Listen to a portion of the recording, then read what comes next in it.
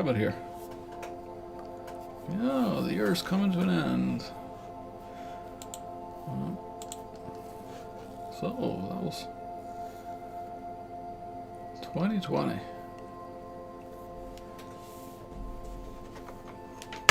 Oh, let's clean up here on the table a bit.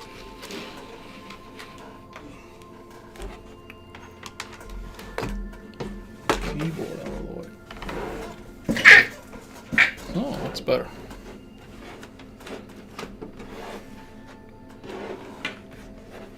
Testing some background music. Let's see if it works.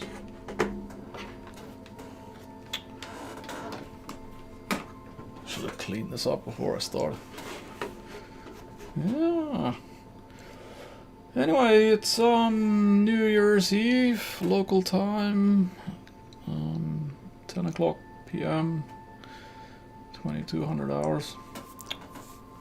We've had a little bit of a different New Year's party this time around, because of the visiting bug. There's been recommendations not to have big get-togethers and parties, so we had a little bit of an earlier party, mostly of a group of our family together, and had a little bit of remote sessions with other people. And now they're resting, so then it's enough time for me to have, I think, in like a half an hour, 45 minutes, as I usually keep these live streams to. So, just to give a... Yeah, I thought I'd just try and go through, 2020 and, have a look at a little bit of stuff for 2021. It's been quite a good year for the channel. I was able to get around 100 new subscribers. So that's not bad.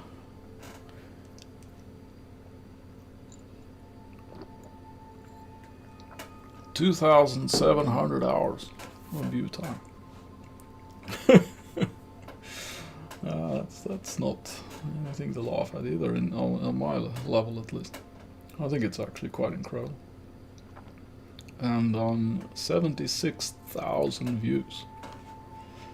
I mean, it's even hard to like visualize 76,000 views. I mean, of course, some of the views are just like, somebody coming on a video and watching it for 10 seconds. But anyway, 27,000 is 27. I mean, the view hours, of course, is more of an indicator. 2,700 hours somebody's actually spent, or people have actually spent on the channel. Anyway, it's been quite of a roller coaster of a year. Got the MK3 3D printer finally put together. That actually stood around for a couple of months, just in a box. Didn't have any time to get to it. So I built the base printer. Now the multi-color or multi-material editionist videos are going out. I actually completed them some time ago. Then I'll be mixing it up with a little bit of content related to YouTube production, and as you've seen, I've been doing networking also, and then some PC upgrade or workstation upgrading for the channel, so that'll also continue in 2021. Yeah. So I hope most of them enjoyed the channel content. If we have a look at the highlights for 2020, let's see if I take this one here. And, should we take watch hours or most views? We can have a look at watch hours, I suppose. Just have a look at some of the top highlighted. I think there'll be a lot of interest in the budget table saw video I made. It's actually my top ranking video right now.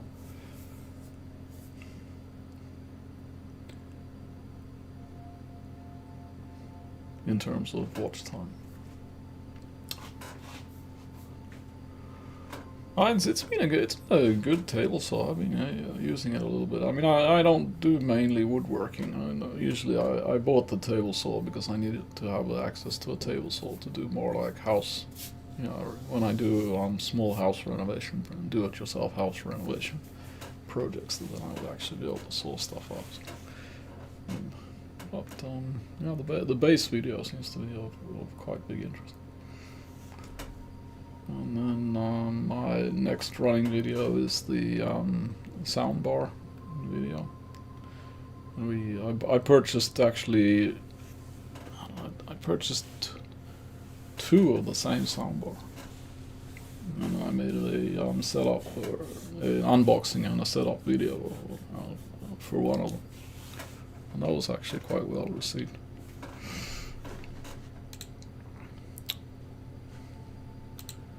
What else do we have? Now we can take the top 5, and then my PC build. The video series I made about building the support workstation for the channel. Specifically the video on the storage installation has really been very popular, and it's really running on very high level right now. And it's yeah, it's over a year old now. But I mean, it shows like what storage you can install in the Leah case.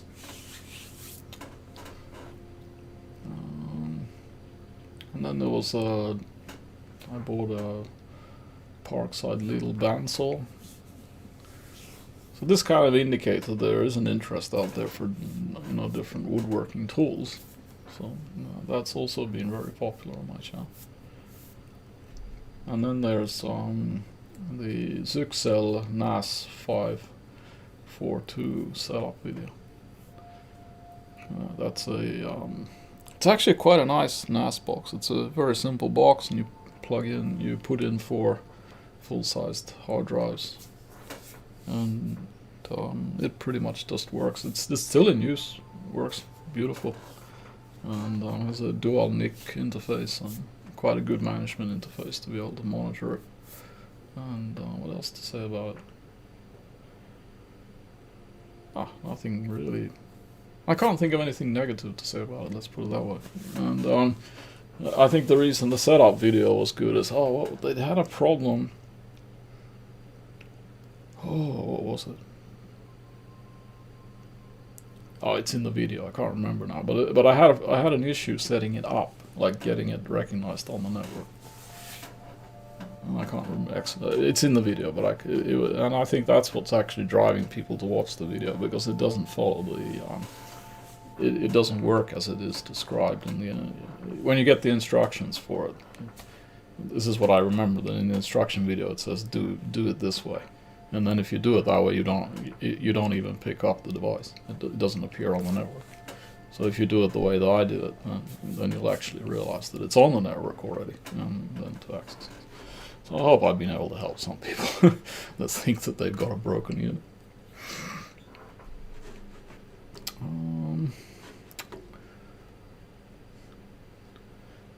And then there's no,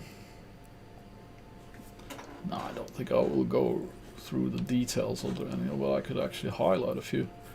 Yeah, my rant on the AVX instruction, CPU instruction, that's continues to be popular.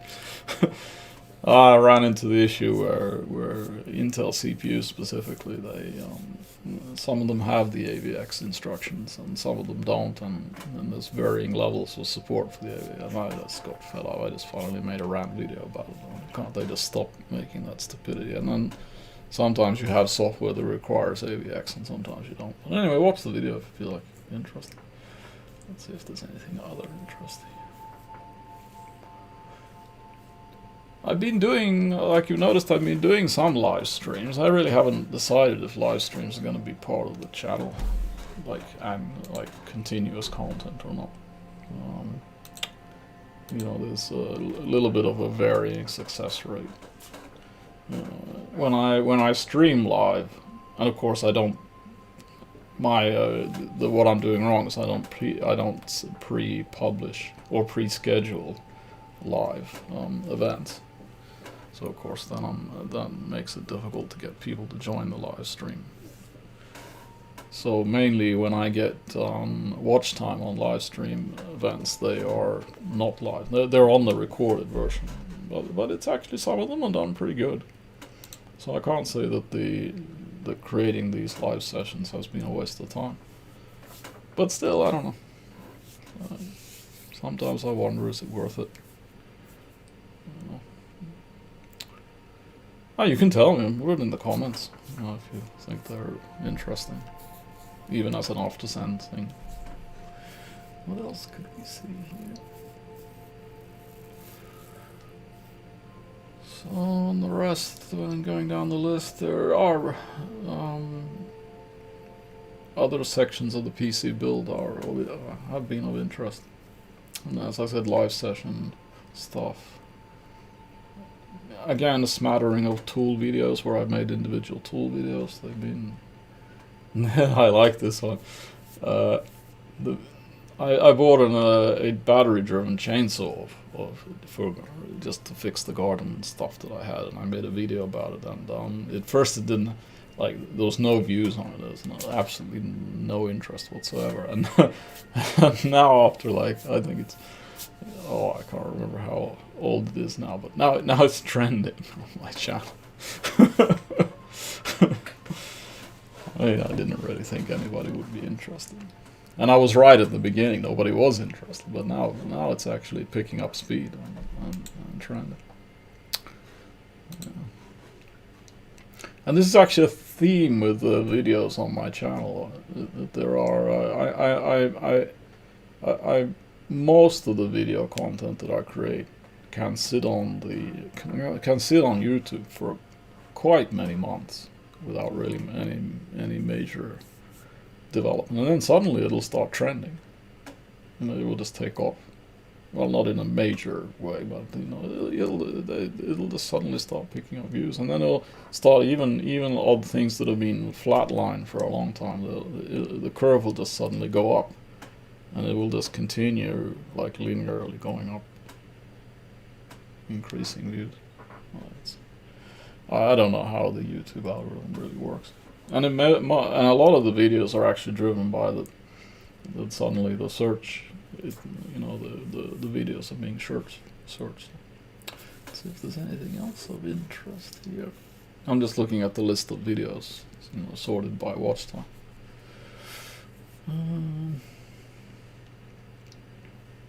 Yeah, outfitting my YouTube garden studio was a popular one.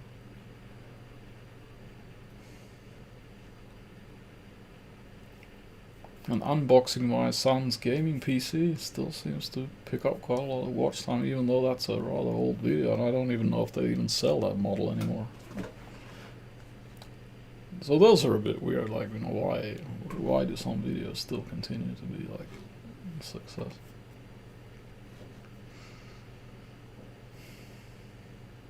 Now we had the Autodesk Fusion 360 controversy that I made a video about. So I decided not to use Fusion 360 until 2021. So now and tomorrow I can use it again. Based on the promise, Yeah, some diverse equipment for the studio. And then of course the gigabit Ethernet installation.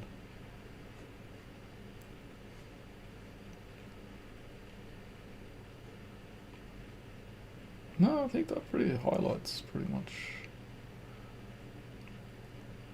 And then there's the videos about the 3D printer assembly, both the base version and the multi-material. I mean, I didn't actually make them with an expectation that there would be a lot of views on them. I actually made them as I thought that if there's somebody out there trying to do these builds, like the base version, and then add the multi-material upgrade, that they would actually get some use out of the video, like really detailed, zoomed in, hands-on, showing how to do it. So I was thinking it would be more, I would make these videos, and they're multi-hour videos, each of them, pretty much. They could then like search on YouTube or whatever, or Google, and then find the specific section they're having problems with, and then they could just like go into that video, and then they could fast forward to the section that they're having problems with, and then they could watch me how I did it. So I don't really expect very many to watch through those videos. So it's a kind of community serve. And I know there's really old content like Arduino Ethernet module UDP. That's the network interface module.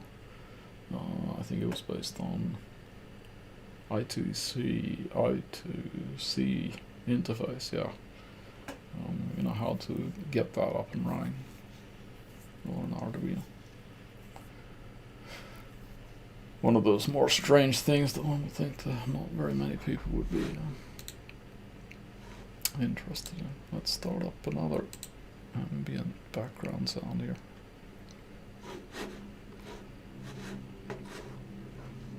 Tell me what you think about the ambient music. Maybe it's just disturbing, not worth it. So that was 2020. So really great. Interesting year.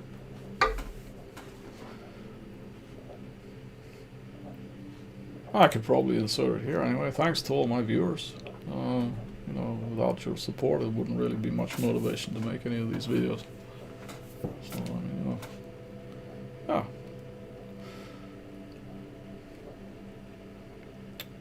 So, 2021. I don't intend to stop making videos. You know, I can't promise that what I'm saying now I will keep to it. But we'll see. You know, things come and go. I mean, I have kind of a general plan, and I really had no problems with coming up with video ideas, or even. I mean, my problem is I have a very big backlog of already canned videos that I've already made, so I just need to do the post-processing and then I can ship them onto YouTube. So I actually have, you know, I have content for months that I could post with even without producing any new videos. But you know, the general trends would be I'd like to. I started on a basic, like a playlist, like basic electronics, or like the theme of like learning electronics, and I actually did quite a lot of back office work on that. Like I did a lot of work on FPGA technology that I never made any videos about. But I'd like to sort of probably invest more into that, so more content on analog and digital components, and you know, just pure components, and then on circuits, and then probably add on somehow the FPGA part. I actually have I'd like to like frame the FPGA part in a way that my viewers could actually like absorb that content. So I don't know at what level I want to put it. I mean, if I put it very high on the like expert usage of FPGA, I think I'll lose a lot of my audience. There would be very few that would be interested, and then I don't know if I would be that expert level that people that are already experts would even be interested to listen to what I have to say. So but I don't want to make it too bottom line beginner either. That's always the problem with different technologies. That's why this channel is called the Tech Rabbit. You know, I have to decide like what holes to dive into, and then like how deep does one want to dive into a specific hole of a technology. And then I would like to add on like more content about using electronic equipment. You know, that's multimeters, power supplies, oscilloscopes, logic analyzers. You know, because I actually have that equipment. If you look at my videos about equipment that I have purchased, I actually have. So it's not a problem that I don't have access to the equipment. It's more of an issue that I've never made videos about the equipment. Actually, I've been asked. I got one comment from a viewer who would like, you know, who said that, you know, can't you make more detail about the was it the, I think it was the the cheap logic analyzer I purchased, and he said, can you, you know, could you make a video about how to use it? Because basically I did a very short video about unboxing it, but I never followed it up with actually showing how it's being used. And that applies to lots of the equipment I have, like even the where did I put it? Oh, there. Even something as simple as the multimeter. I mean, you think, oh, this is just a simple device, but I mean, it actually has like primary functions, secondary functions. It actually has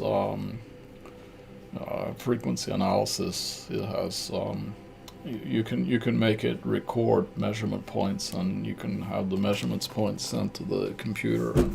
So it actually has quite a lot of, and it has temperature measurement also. So yeah, just as an example, I mean, there's lots of things that one can cover in a piece of equipment. And I think that somehow I'd like to bake that into the basic electronics or learning electronics. Then I stumbled on an old. I mean, the generation that I came from is kind of like the computing era was moving from single board computers to actual computers of different kinds. Like you know, I'd say that I started with the Commodore VIC-20, Sinclair, Atari world, and then moved on from that. But there was a generation before that, which is like just you know, single board computers. Like you had a circuit board, you know, with a processor and memory, and you had touchpads, keypads to enter in assembly code, and so that was the generation before. So I was actually thinking of a retro mishmash approach, where I would like to get into single board retro computing, but in a little bit of a weird way, where the only requirement I would do it on a very the tech rabbit biased way. So it would be like I would have a requirement that the CPU needs to be generation or original, and then we would use Motorola 64000 CPUs.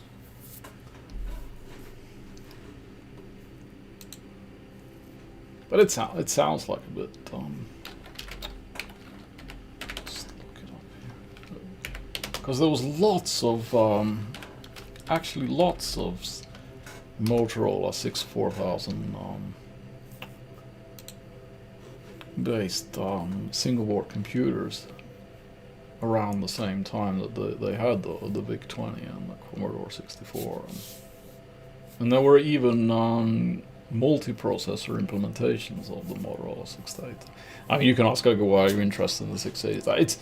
It's more of a I had a brief relationship with that processor when I did assembly programming for a little while in those days.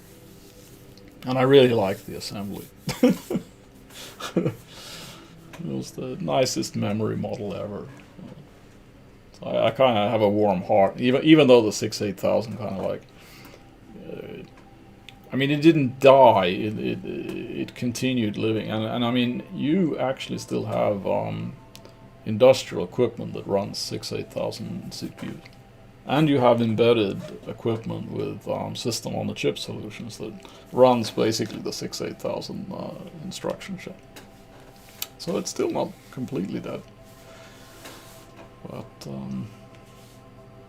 it's a bit of a Mad Hatter Pro. But I'll probably combine it with the plans to learn electronics from a both digital and an analog perspective. So when I'm thinking about learning electronics series, it would be both analog and digital.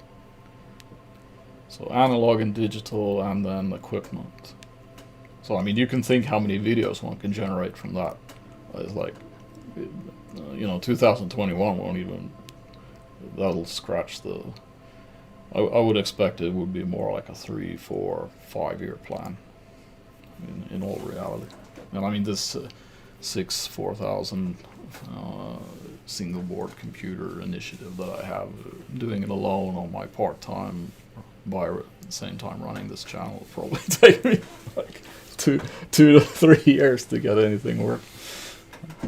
But I do have a little secret. I actually have purchased a 4000 040 processor, the original, off eBay. It actually came packaged. Seems to be working. What else have I been thinking about? Yeah, merch store. It's been bugging me a lot lately. You see that patch up there? That's one of my ideas for merch. But I don't know. I really would need to have some kind of a web store. So many different options to that. I don't know if I have the time to start packaging and shipping stuff. And I mean, I'm in a region where it's hard to have like a fully outsourced service for this kind of stuff without spending a lot of capital. So I'm kind of partially keeping the idea open. And I don't know if anybody would even buy my merch, but I think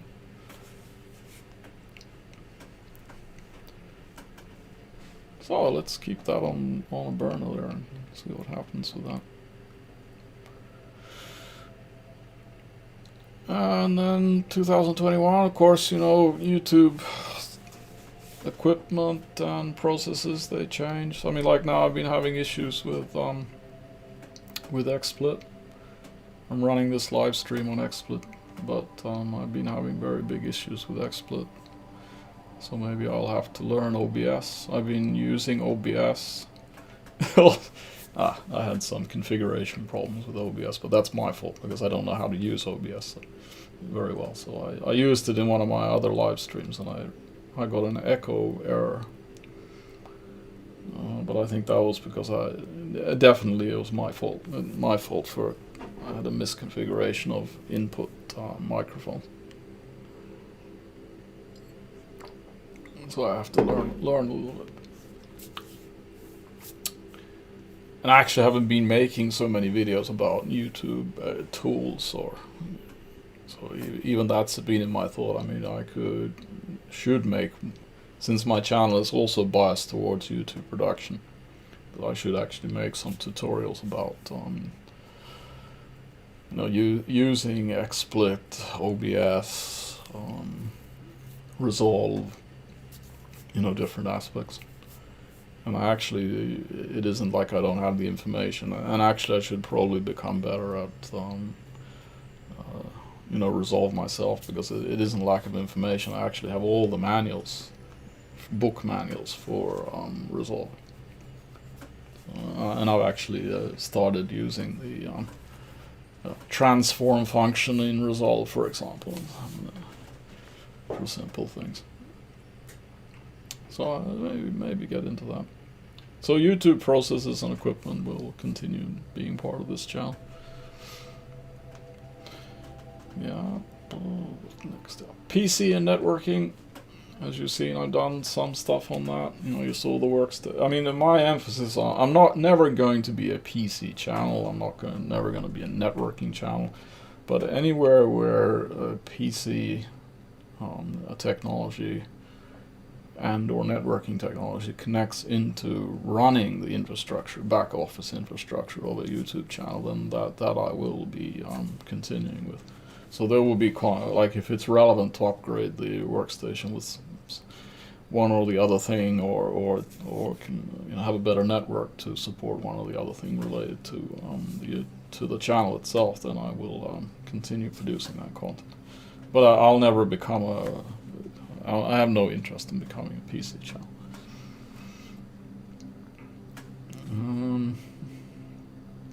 There's lots of PC channels out there that are much better than what I can ever be.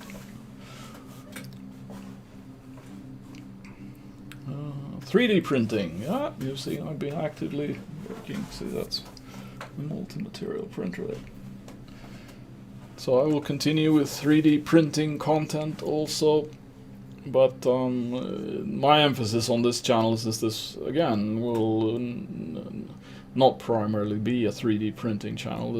I will use 3D printing to support other areas of what I work on, like things I need for the YouTube studio, components I need for things I need for the family. Yeah, what else? Yeah, fixing lawnmowers. If you want to watch that video, I don't think it actually got any views.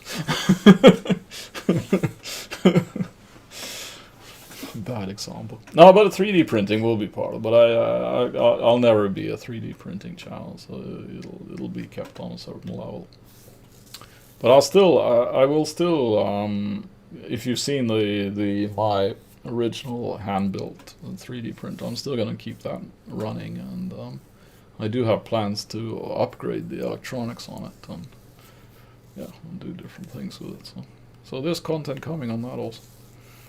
I actually bought a lot of different print bed surfacing solutions, and I was going to actually run them through testing to see which surface solution would be best. Yeah, and then we were as the beginning of this one, also, this live stream was also throwing it out there as to what the value of live streaming is for the channel.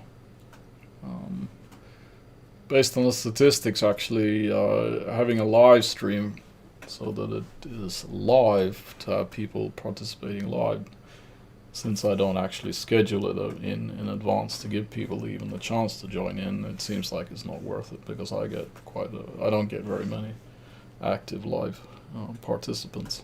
But when it's actually up on YouTube and it's being uploaded and processed, then I do get quite a lot of views on the recorded version of the live stream. So I'll probably continue keeping these, but it'll be more like the way I run it now is that it has to be I gather topics, and then when there's enough topics, or there's some topics that would be good to make a live, that I don't feel that it's really made any sense to make a dedicated video for. I just want to ramble about certain things. Then I will make a live stream, or just have a live stream instead.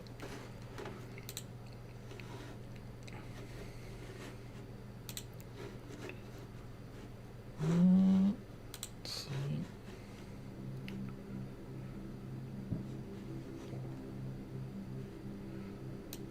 Okay, that was already commented on. I had it in my notes. Get better at OBS and Resolve.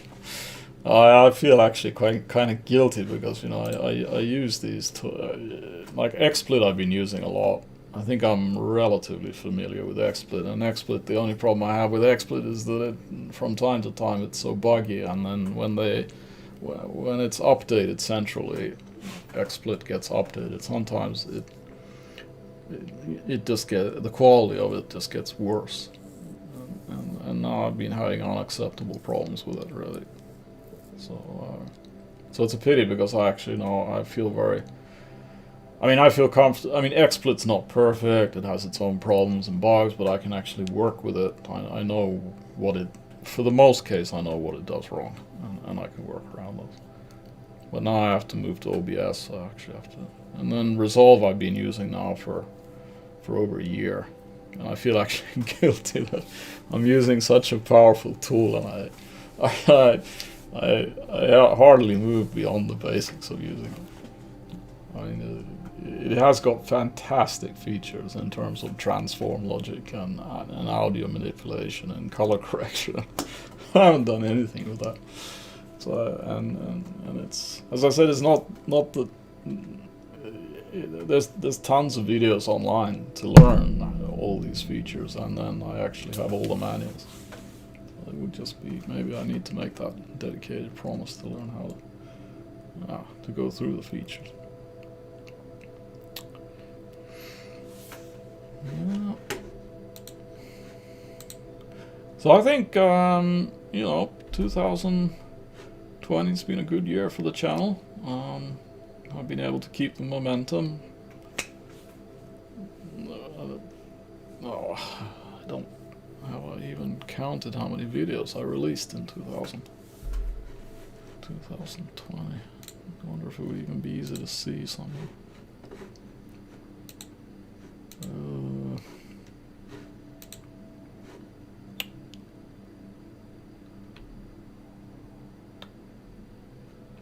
Not really sure how one makes a list of how many.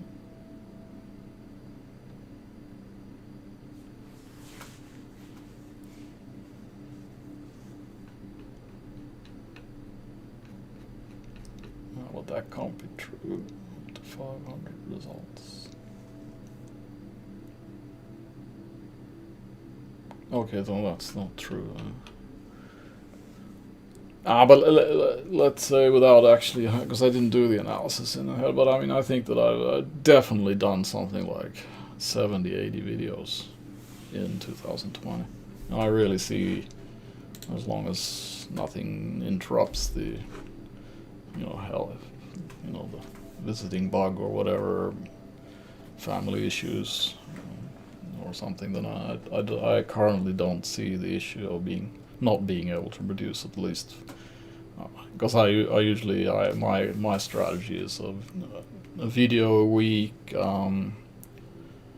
interspersed with live streams, and then possibly a secondary video also once a week. So there will be a primary video per week, and then there will be a secondary video, and the secondary video is not on every week, so maybe again like 70 videos in total in 2021. And also, I'm open to suggestions. You know, I have a Patreon site you can join if you like. To you know, if you want to join and pay money and be able to participate in planning, or if you just have suggestions, you can just put it in the comments on the channel, and then I can, you know, if you feel like there's something you would like me to look into. I'm not against ideas.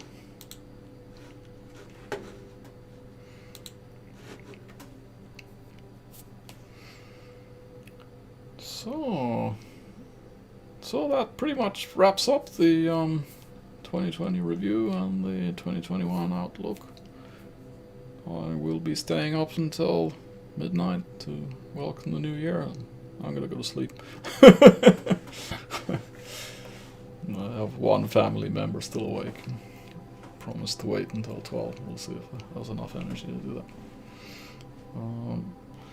But anyway, if you like this video, press the like, share the video. I think anybody would be interested in it. Subscribe on the channel, that would be great. Every subscriber is a positive thing for the channel. Helps it grow, get more visible on YouTube. And then have a happy new year. Yeah, that's the key. And let's hope 21 will be better than... I mean, of course it varies. Some people have had it good. 2020 is a good year also, even with these happenings that have been going on. So let's hope that 2021 will be better for those that are being adversely affected by 2020, and for those that have it good, then let's hope that it continues being good. And as usual, I'll see you in the next one.